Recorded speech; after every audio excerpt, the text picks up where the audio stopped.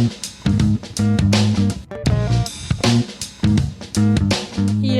skiddly-do, you fine and fabulous people, and welcome to the latest episode of Beating Obesity. This episode is all about macros. What are they? What do they do in your body? Tune in to find out. And we also have a free ebook on the website, timmaynardfitness.com. It's called What to Actually Eat. That'll go into greater detail on what you can actually eat to lose weight and feel healthy. Just go to the homepage and scroll down and you'll find that. I hope you all enjoy the show.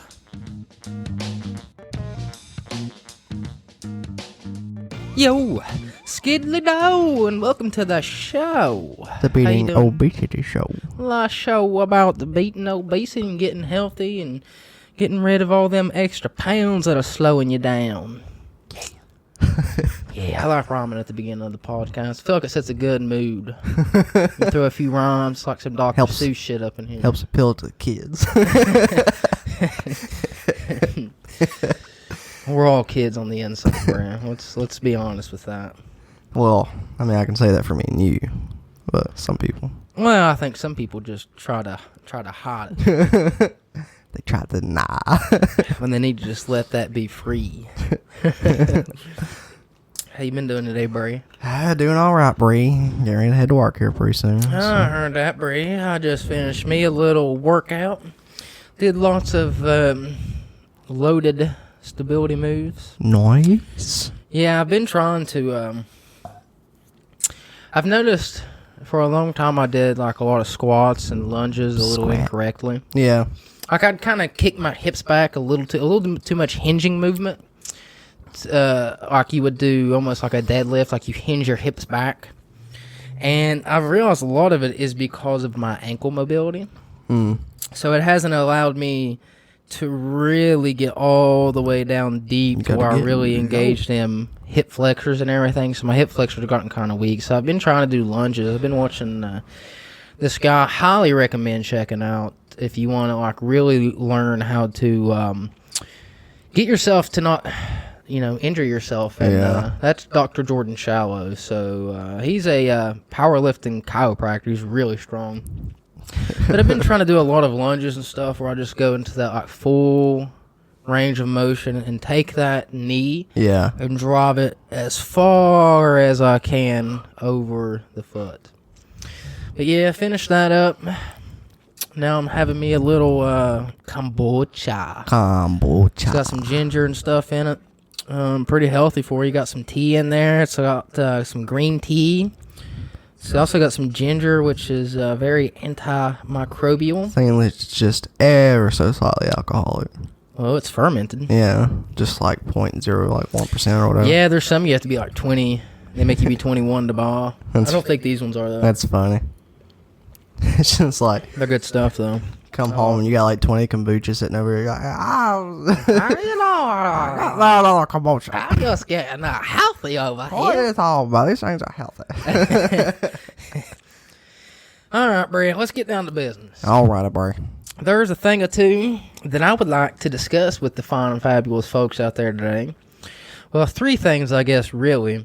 And those three things are your macronutrients, which is kind of what everyone in a lot of ways are obsessed with today. Like a lot of diets you'll hear like are either like really high carb and low fat, or like high fat and low carb, or they're trying to get tons of protein, like protein. But I feel like a lot of people don't really understand what they even are, or like the reasons that like why would I want to do a low carb diet? Yeah. Like I don't think most people. Well, a lot of people just think, okay. Well, people says that's what helps me lose weight. Yeah, I think that's what. I think that's what most people do. And in a lot of ways, you really don't need to know like the intricate details. Of a lot of this stuff, but if you have a general understanding of the role of that these play in your body, then I think you're much more likely to find something that works personally for you than just jumping, oh, let's try this one, let's try that one, And I think a general rule of thumb is if you find any diet that either excludes completely or includes completely a single macronutrient, it's more than likely a fad diet. Now, there's exceptions to where like a ketogenic diet is trying to aim for something very specific, but in a lot of ways, it's become, a fad diet. What did you say, keto? Yeah, ketogenic. I think I was on Facebook yesterday. I mean, they're very helpful for a lot of things, but I feel like people are just, it's like the new, it's like the low, it's the new low fat, or it's the new Atkins or whatever. I think the thing I was watching was some kind of recipe for peanut butter cookies that were keto. Yeah. Yeah, peanut butter's not the worst thing. I know. They were like chocolate peanut butter, like stuffed. Well, I mean, you can get some dark chocolate and make some. But yeah, I just thought it was kind of funny. Yeah, there's some. Well, that's the funny thing with like the paleo diet too, is it's like basically what our great ancestors would have ate. Yeah. But now they have paleo cookies and paleo protein bars and stuff like it's like. They definitely wouldn't eat. Doesn't like paleo eat like a lot of meat and stuff? I mean, paleo's more guidelines. It's like the same thing as like I follow. Like if you say you follow a vegan diet, that could mean you could be a vegan meal could be Cool Ranch Doritos, or it could be a green Oreos smoothie. Are vegan. What is it? So I think Oreos are vegan. Exactly. And paleo has a little bit more stricter guidelines where for the most part you're picking from whole foods. But I mean, like a meal just filled with vegetables and a little bit of avocado cut up on top of it. Avocado, and then like a small piece of fish. Yeah. That's considered paleo. And I guess 2 giant steaks, like just cooked in butter would also be considered. You know what I mean? Like, so I just think like they're principles that you can use. If it's meant to be for like what we was doing back when we was like hunter gatherers, there's no way people were eating big ass steaks every day and putting like a ton of butter on it. You know what I'm saying? No, well, I think it's we'll get into it a little bit. I know, but I think it's just saying. I think a lot of it's a backlash from people will tend to go to extremes to where forever you're told fat is bad.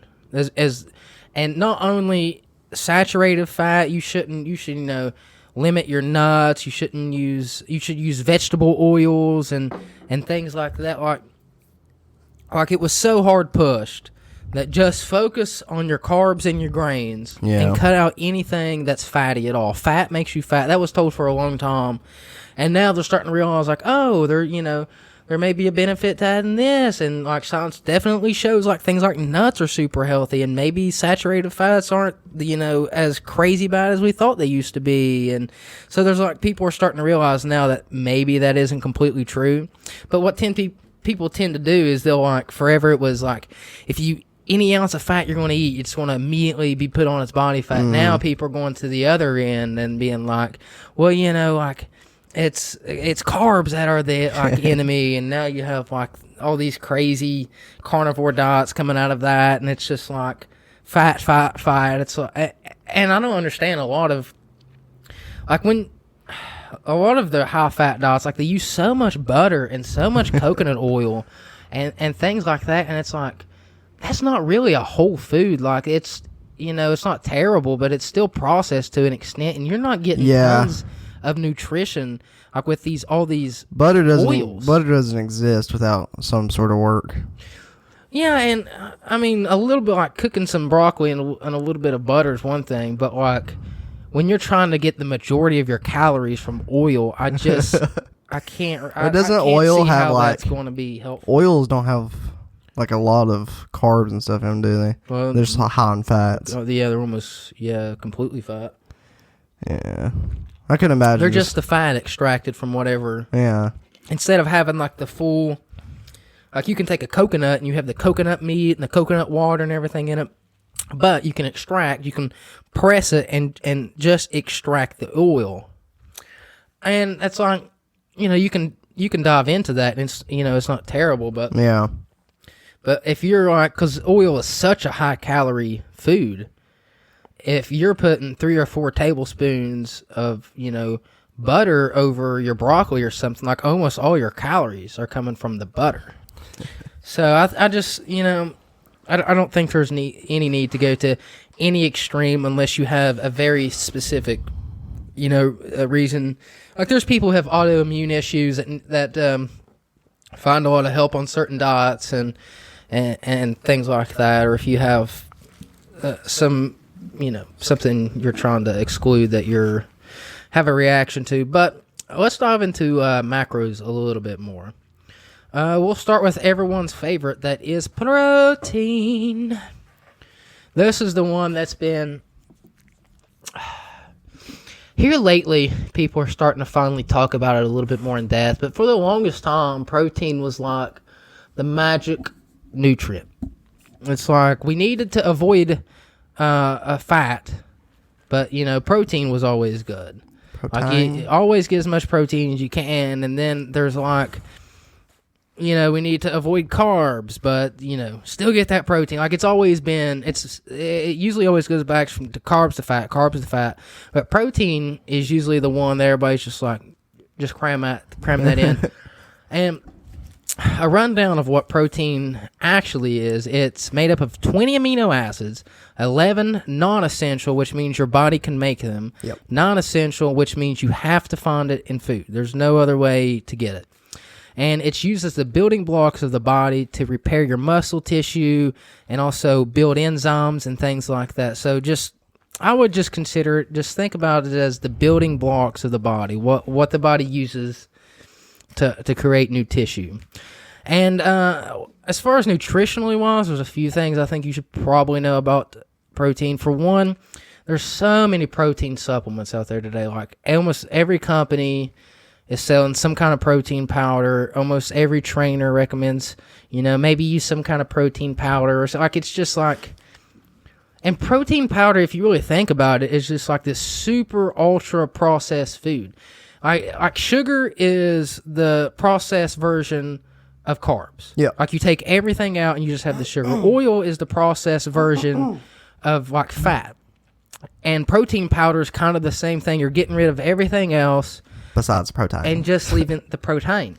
Now, if you're a athlete or someone who is looking to build muscle and you're not eating enough protein, protein supplements can help. Yeah, but usually most people get enough protein in there. The average person, I don't think, needs to worry about protein at all. Yeah, unless you're just trying to like build like mass of muscle. Now, if you're just like trying to move around and feel a little bit better and stuff, you probably don't need to worry about it. Now, if you're starting to get to a point to where you're cranking up the intensity on your workouts, you're really pushing yourself, you're really breaking down muscle tissue, then yeah, you probably want to consume a little bit more protein and also more calories than the average person would. And from the studies I've looked at about, like if you're following bodybuilder routines, they almost always recommend 1 gram of protein per pound of body weight. So I'm about 170 pounds, so that would be 170 grams of protein. Now, I never really eat that much. Yeah, that sounds like a bit much. But I'm also not trying to be a professional bodybuilder. But I feel like they throw that out there as like, if you hit that, it's kind of like they know you're getting enough. Yeah. And I think they also crank that up really. Well, there's 2 reasons. There's 2 reasons bodybuilding plans like to crank the protein up really high. There's some. Well, the good reason I would say is that if you're in a calorie deficit, higher protein intake has been shown to help you keep your muscle mass. Like if you're trying to lose weight and you're really cutting calories down and you're still lifting heavy, extra protein helps maintain your muscle mass. So I can see that to an extent, but honestly, a lot of things you have to look out for. And there is some people that I respect in some senses that I think they're smart, intelligent people, but I seriously think they're taking advantage of people. They'll show like these 1 or 2 off studies that aren't conducted very well, and they come to this conclusion that you need 2 to 3 grams of protein per pound of body weight. That would be me eating like close to 400 grams of protein a day. And do you know the only... See, I'd be eating like, what did it say, 3 to 4 per pound? Yeah. I'd be almost eating almost 600 some grams of protein. Do you know how you're going to get that much? You're not going to eat that much from food. No. Never. You'd be having to drink crap. Here's how you have to take get that pills much. You have to take protein supplements, and the thing you'll realize is a lot of people writing these plans out that tell you need 2 or 3 grams of protein per pound of body weight also sell protein powder. You know what I mean? It's like, yeah, you really need to smash in 2 or 3 grams of protein. I'll make sure you and to check get out that, our. just head on over to my supplement store and stock up on my complete My protein $200 bottle of protein pills. Yeah. It's like 3 pills.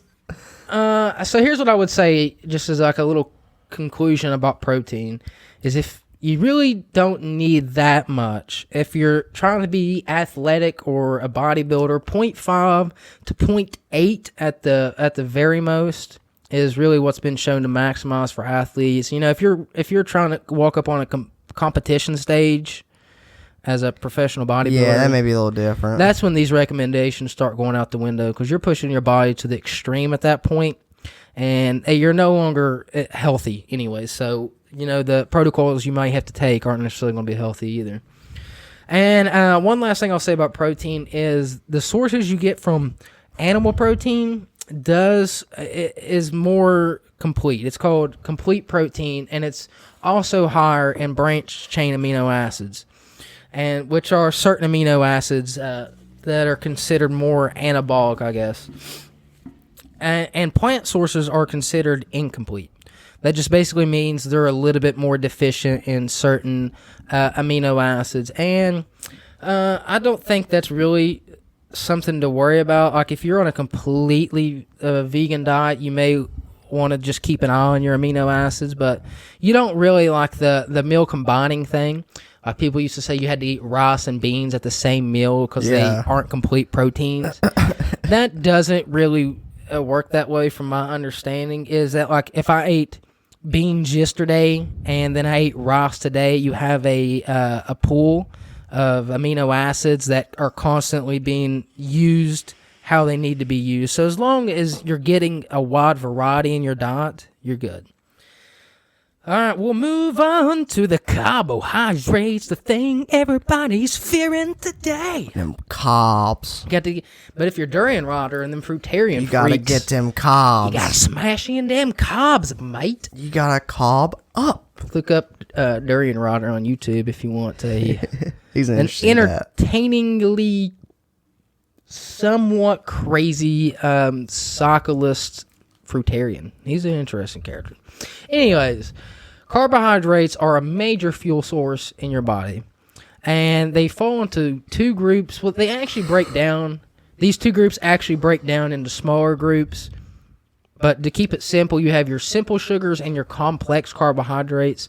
One is quickly digested. Your simple sugars are very quickly digested and can be almost immediately used for energy, while it takes complex carbohydrates that are usually much higher in fiber and stuff. Your body takes longer to break them down and to really be able to get the carbohydrate out of them.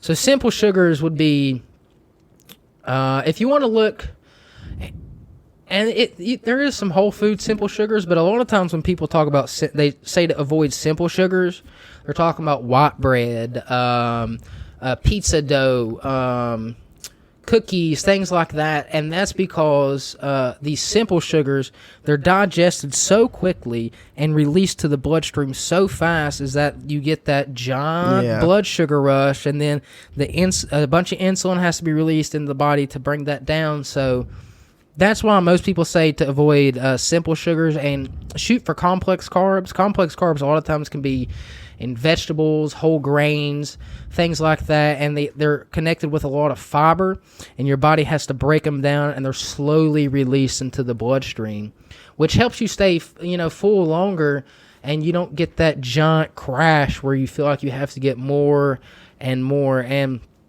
once it's broken down, carbohydrates are turned into glucose in the liver, and then they're released into your bloodstream, and they're all your cells use glucose as energy. And what also happens is they're stored in the muscle tissue, because when you they're stored as glycogen in the muscle tissue, and when you do high intensity work, your muscles actually burn that glycogen directly where it's at. So if I have glycogen stored in my bicep fibers, when I contract that bicep, like do a dumbbell curl, I'm using the glycogen in that muscle directly. So it's basically glycogen is just carbohydrates that are stored in your body for later use. And and different carbohydrates store the body completely. Like, you don't hear me talking about, I haven't really mentioned so far, like, if you eat carbs, it's immediately stored as fat and you're just going to, get all this weight. Like, no, that's not what carbohydrates do in the body. There's they all play a role, and that's a thing I want people to understand, is that none of them are good or bad. Yeah. They all play an important role in the body, and you can manipulate them for different outcomes. They only start turning like good and bad is whenever you start getting like either too much or too little, or too much of anything is bad, and a lot of times too little of anything is bad. Carbohydrates are an interesting one because they're actually, I don't want to say this in the wrong way, but they're not essential. Like, you can live without consuming carbohydrates. Yeah, because your body has starts running off ketones. Your body has this other system it can run off of, but that doesn't necessarily mean that that they're somehow automatically dangerous, or your body doesn't use it. And like, if it was harmful, like, why did your body have all these systems set up to store it in your liver and muscle glycogen and these ways to release it, and your body's already magically stored up to release insulin to push it into the cells, and then in your muscle glycogen, it's actually quicker because you get to burn it directly in the muscle than if you had to call upon ketones, and it is a major fuel source in the body. And another thing I'll say is that most of the time, like, I'm just sitting in a chair recording this podcast. Yeah. Most of my body is mainly burning fat right now. It's mainly burning fat. But once I take up the intensity and I start breathing heavy and my heart rate gets above a certain threshold. Thank you. That's the word I was looking for. Once it reaches a certain amount, your body starts switching over to carbohydrate. You're always burning both. Yeah. But when you're not moving very much, your heart rate's really low, you're not exerting much energy, your body is mainly using fat. And as you crank up the intensity, your body starts switching more and more over to carbohydrates for that quick, they're higher energy, that quick fuel burn. So, carbs aren't the devil. They're simply a fuel source your body uses. There are carbs that are way better and way worse than other ones. Like, I don't know many people who get fat off blueberries and bananas and some beans. Like, that's way different than eating cake and ice cream and just tons of chips. And even though those have fat and everything too in them, but carbs aren't. None of these macros are the enemy. Just pick wisely from each. Hopefully we went over carbohydrates pretty well. Let's move on to them fats. Fats, which are another major fuel source in the body, especially at low exertion like we was talking about. And there are essential fats that you have to get or you will die, which are your omega-3s and omega-6s. Like, people, literally, there's people who haven't ate them, and, I can't remember, they ended up in the hospital for, What was they not eating? Not eating fats? Omega-3s. They were getting zero omega-3s, and they were, I can't remember from, what. Fish and stuff. Well, there's a lot of different things, but fish is a really good source of it. Salmon and stuff, I think. And, I can't wish I could remember what they were suffering from. But as soon as and what's funny, the source they used too, they gave him soybeans. Oh, really? Which are you wouldn't think of as a great omega-3 source, but just that enough, it fixed them right up. Just a little source enough to give him something. Yeah, they're essential, meaning you have to get it in your diet.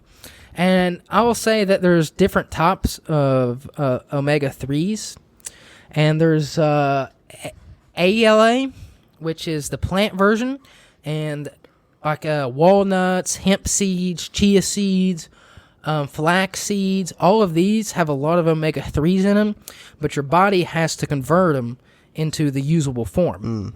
So, like with a lot of things, some people's body are really good at that, and there's evidence to show that if you only eat those omega-3s, your body's conversion gets better and better because it has to get better. It's the only way it can get it. Yeah.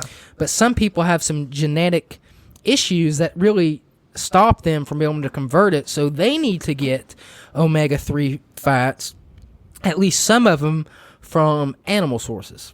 And some of the best ones for that are your fatty salmon, your tuna, things like that are pretty jam-packed with omega-3s. And I think maybe shrimp has a decent bit, and then like some organ meats, some things like that you can look into that your body doesn't have to convert those, so they can be readily absorbed. So you'll want to focus on those fats, and then also fat helps you absorb. There's these vitamins called fat-soluble vitamins, and they have to have fat for your body to absorb them. So a thing that'll happen is like people eat these John-ass salads, right? Yeah. Have all these vegetables and stuff in it, and then they'll put, because they think it's healthier, they'll put like fat-free ranch or something. Like the fat-free dressings you get at Wendy's or something. And those are just pretty well chemical shitstorms. But also, they think they're choosing healthier because it's low fat. Yeah. But really, there's all these vitamins that are inside those plants that it needs the fat to help absorb. So you have like vitamin A, D, E, and K that are all fat-soluble vitamins. And if you don't have you don't need much either. Like you can add just a few walnuts to your salad and that's enough. Like you need very little. But fat does help you absorb these vitamins. And as again, the point I'm trying to get across is each one of these things have their roles in the body. They're all used for different things that your body needs. So none of them are good or bad. They're just what food is made out of, and your body uses them differently. One thing that I would suggest looking out, and I think one thing I noticed in a lot of the vegan world when I dived into that for a while is there's a lot of people that are really into the low-fat thing. And I don't think that's necessarily bad if you have the correct diet and genetics to do that.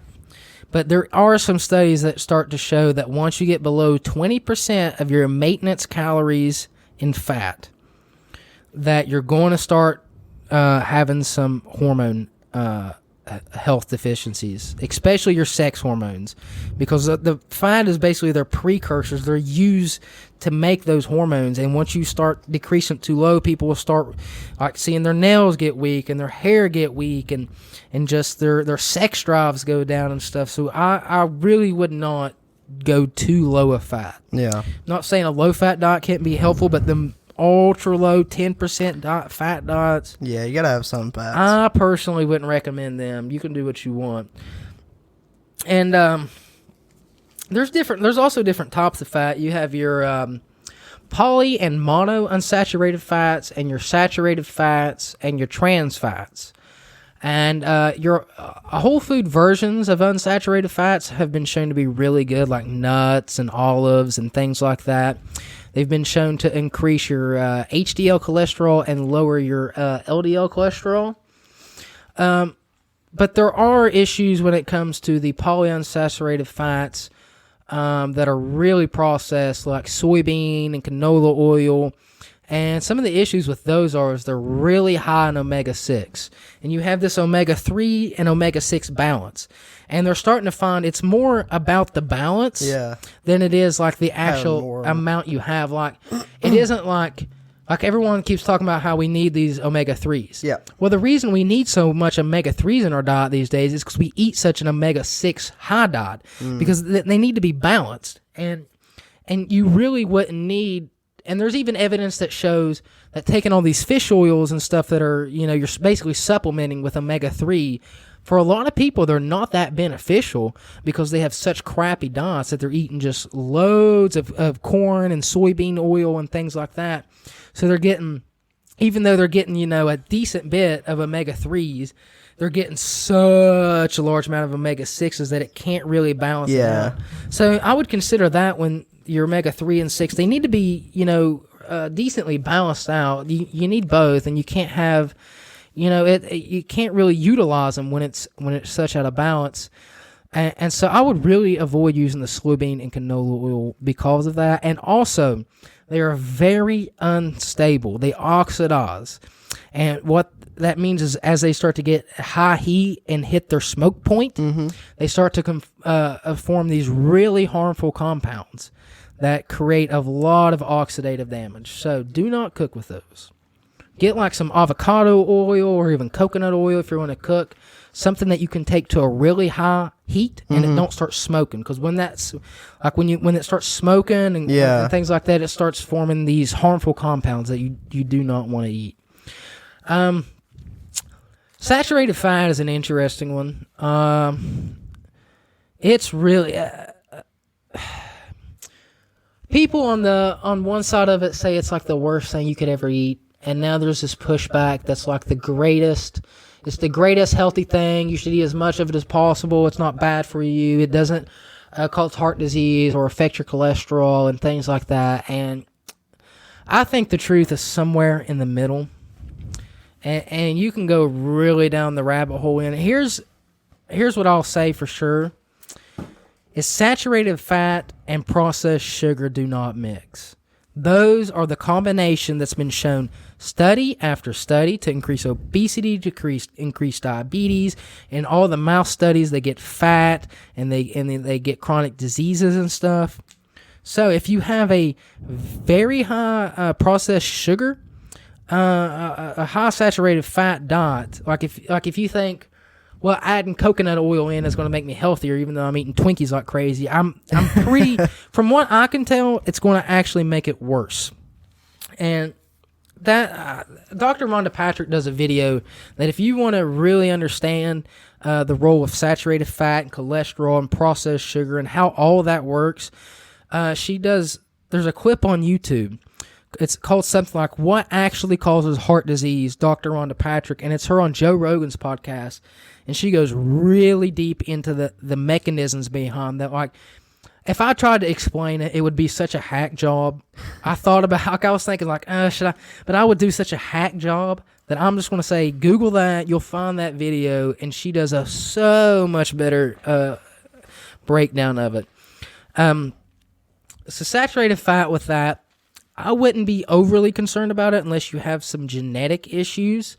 And I actually talked about that in one episode, that I do have some genetic issues with saturated fat. I wouldn't overly worry about it, but these people that are saying it's the healthiest nutrient in the world for some reason, I don't think that's a good advice for the mass population. And one other type of fat I want to talk about is trans fats. These are the ones that no matter what, I wouldn't consume these in any amount. Like, there's things like I still eat junk food, but whenever I look at an ingredients list and I see hydrogenated or partially hydrogenated oils, I go ahead and, like, there's this click in my head that's like, no matter what, this is just, I'm not eating it. Like, I'll talk myself into eating cookies and tortilla chips and things that I shouldn't. Yeah. But when I see something that has hydrogenated or partially hydrogenated oils, which are trans fats, like, there's just like, I've got this click in my head now that's like, you're not eating that. Like, it's just not happening. And they're just, they're in the U.S. now. Like, doing it. I'm not doing it. What? No. But in the U.S. now, which is surprising because, the junk food and processed food, it's getting more and more and more. Yeah. Like, I think by 2020, it's going to be illegal to have trans fats in foods. That's how ridiculous they are. And they've actually been shown to, like, stiffen your cells and your arteries. And it's crazy. And there was a study that showed 2% of calories from trans fats, just 2%, increases heart disease by 23%. 2% of calories. 2% to 23%. Yeah, it's not a whole lot of calories to take Yeah, in. so, just to, Yeah, I think that just shows this. I would say I can't say this for certainty, but I would say trans fats are the number one thing that are destroying people's health. Second to that, I would say processed sugar. Trans fats the number one, and man, you gotta avoid these. And they'll slip them into a lot of things. There's even like things they'll say zero trans fats, and how they can get away with that is per serving there's zero trans fats, but there may be 0.5 trans fats per serving, and you'll have these oil sprays that like their serving size is like 1/16 of a spray. And you'll hold that sucker down for half a second or something. Yeah. And you're probably getting 2, 3, 4 grams of trans fats in that. If any of the ingredients say hydrogenated oils or partially hydrogenated oils, I refuse to allow you to eat that. If you listen to this podcast and you see that in the ingredients, do not eat that. Those things are so bad. Really where you want to focus on your fats is things like your nuts, your seeds, your avocados, your olives. You can use some amounts of oil, like good coconut oils, really good olive oils, things like that. But mainly try to get them from actual whole foods. Walnuts are good, hemp seeds, chia seeds, your fish. Even some fattier cuts of meat aren't the worst thing ever, and just try to balance it out. Get it from a variety of sources, a lot of plants, a lot of mixed with a little bit of, animal fats, and even maybe a smaller amount of like these oils and things, and like that. And I think I want to do another episode on diving into the If It Fits Your Macros, which is a popular style of eating where your diet is based around your macros. But I wanted to just lay out this first. And I know I don't feel like I dived into it expertly. And there's people like I mentioned, Dr. Rhonda Patrick, who could go infinitely deeper on these topics and really give you the mechanisms behind it.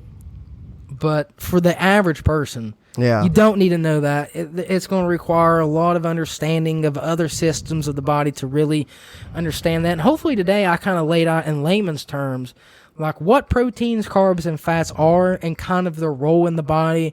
And the main point I wanted to get across, none of them are great, none of them are bad. They all have their roles in the body, and the body uses them for different things. And there's general guidelines like if you're working out hard and you're an athlete, you probably want this amount of protein.